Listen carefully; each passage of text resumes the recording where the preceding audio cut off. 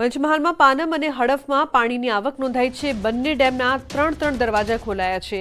પાનમ ડેમમાંથી 16,000 ક્યુસેક પાણી છોડાયું છે। હડફ ડેમમાંથી 9,500 ક્યુસેક પાણી છોડાયું છે।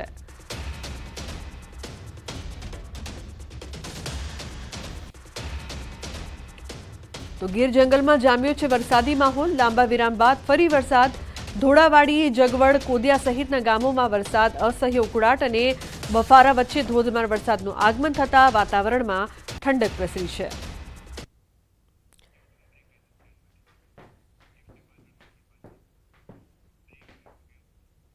સમાચારનો પ્રવાહ યથાવત રહેશે। હાલ રોકાઈશું એક બ્રેક માટે। આપ જોતા રહો ન્યૂઝ 18 ગુજરાતી।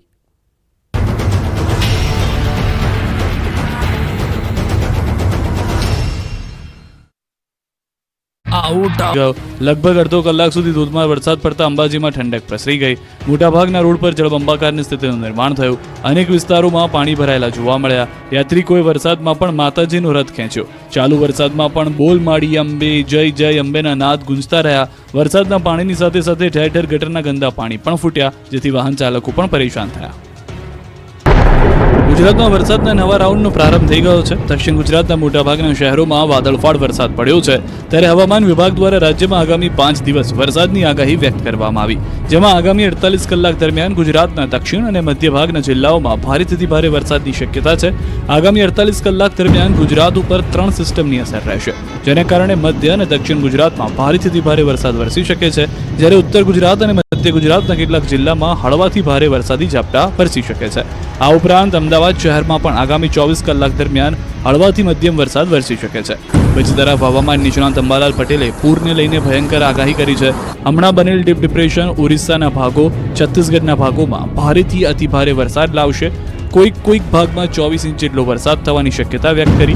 વધુમાં અંબાલાલે કહ્યું કે 27 સપ્ટેમ્બરથી 5 ઓક્ટોબર વચ્ચે ગાજવીજ સાથે રાજ્યના કેટલાક ભાગોમાં વરસાદ પડવાની શક્યતા છે। તારીખ 10, 11 અને 12 ઓક્ટોબરમાં બંગાળ ઉપસાગરમાં ચક્રવાત બનવાની શક્યતા રહેલી છે। દરિયા કિનારે ભારે પવન ફૂંકાશે। અંબાલાલ પટેલે પૂરની પણ આગાહી કરી। મધ્ય ગુજરાતના ભાગોમાં 12 ઇંચ જેટલો વરસાદ વરસશે, જેના કારણે પૂરની સ્થિતિ સર્જાશે। નાની નદીઓમાં પણ પૂરની શક્યતા રહેશે। સુરતના સૈયદપુરામાં 8 સપ્ટેમ્બરને રવિવારે રાત્રે રિક્ષામાં આવી 6 કિશોરે ગણેશ પંડાલ પર પથ્થરમારો કર્યો હતો, જેને લઈને હજુ પણ એક્શન શરૂ છે। સતત ત્રીજા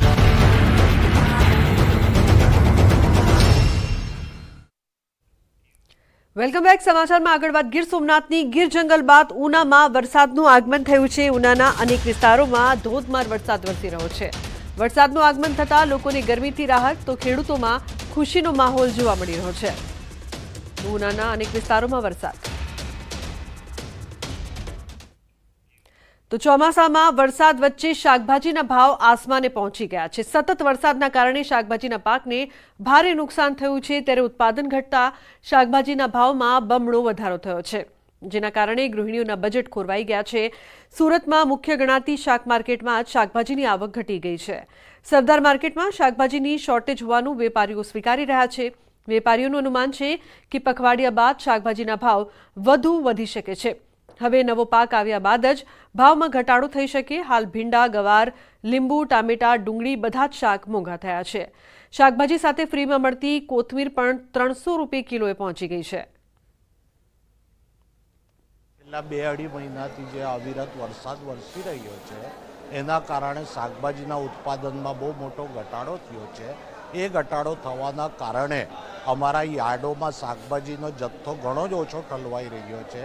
શાકભાજીની આવક ઓછી થવાના કારણે અત્યારે ભાવ ઘણા જ વધ્યા છે, અને એમાં પણ ખાસ કરીને એવી શાકભાજી જે પાણીમાં ટકતી નથી, લીલા ધાણા છે, ડુંગળી છે, સૂકું લસણ છે, ગુવાર છે, પાપડી છે, ભીંડા છે, તુવેર છે, આ વસ્તુઓના ભાવોમાં ઘણા વધારો થયો છે।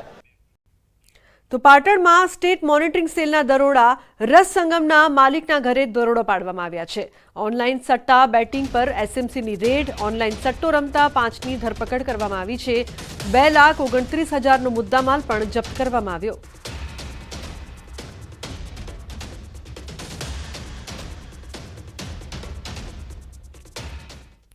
તો સુરતમાં વાડીના ચોક પાસેથી ઝડપાયો છે ગાંજો। 20 કિલો ગાંજા સાથે એકની ધરપકડ કરવામાં આવી છે। તિરુપતિ સોસાયટીમાં આવેલ પ્લોટ નંબર 52ના ધાબા પર દરોડા પાડવામાં આવ્યા। 2 લાખથી વધુની કિંમતનો ગાંજો ઝડપાયો છે। ચોક બજાર પોલીસે આરોપી રોહિત ઉત્તમ પ્રધાનની ધરપકડ કરી છે।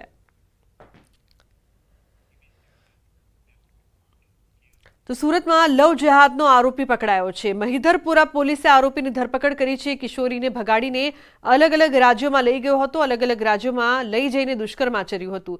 જો કે હૈદરાબાદના તેલંગાણા ખાતેથી આરોપીને પોલીસે ઝડપી પાડ્યો।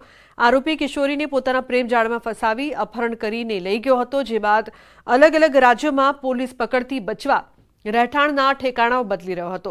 જ્યાં હ્યુમન ઇન્ટેલિજન્સ સોર્સના આધારે મહિધરપુરા પોલીસની ટીમે તેલંગાણા ખાતેથી આરોપીને ઝડપી પાડ્યો હતો।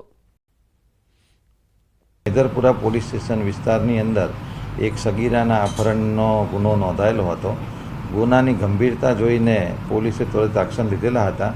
ટેકનિકલ સર્વેલન્સ અને અન્ય માહિતીના આધારે પોલીસની ટીમ દ્વારા હૈદરાબાદથી સગીરા તેમજ તેને ભગાડી જનાર ઈસમને લઈ આવેલા છે।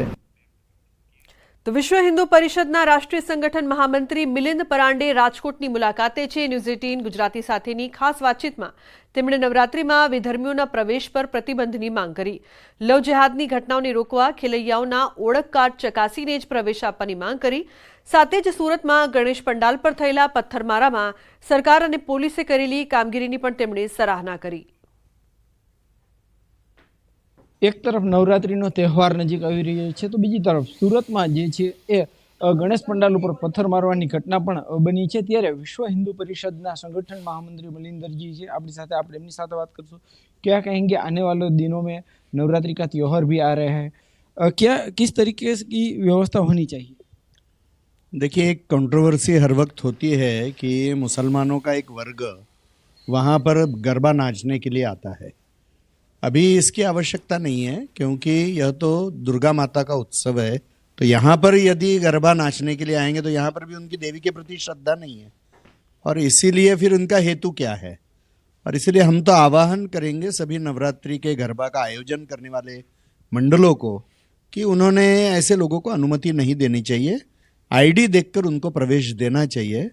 यह बहुत आवश्यक है, नहीं तो लव जिहाद की भी अनेक घटनाएं होते हुए दिखाई देती है। खास तौर पर सूरत की घटना के बाद भरूच में भी घटना हुई है, वडोदरा में भी हुई है। ये घटना बढ़ने का वजह क्या आप मानते हैं? देखिए, जो गणपति उत्सव है यह एक राष्ट्रीय विचारधारा का उत्सव है और यह सार्वजनिक गणेशोत्सव संपूर्ण भारत में अत्यंत लोकप्रिय है। और इस उत्सव के ऊपर जिहादी हमले हो रहे हैं तो यह जो काम वो कर रहे हैं, इस राक्षसी वृत्ति को तो कुचलने की आवश्यकता है। कोई भी ऐसी हिंसा को सभ्य समाज में स्थान नहीं है। તો નર્મદા જિલ્લાના મુખ્ય મથક રાજપીપળા ખાતે કાછિયા સમાજ દ્વારા છેલ્લા 25 વર્ષથી ગણેશ સ્થાપના કરવામાં આવી રહી છે। અહીં ઇકો ફ્રેન્ડલી શુદ્ધ માટીની ગણપતિ દાદાની મૂર્તિ બિરાજમાન છે।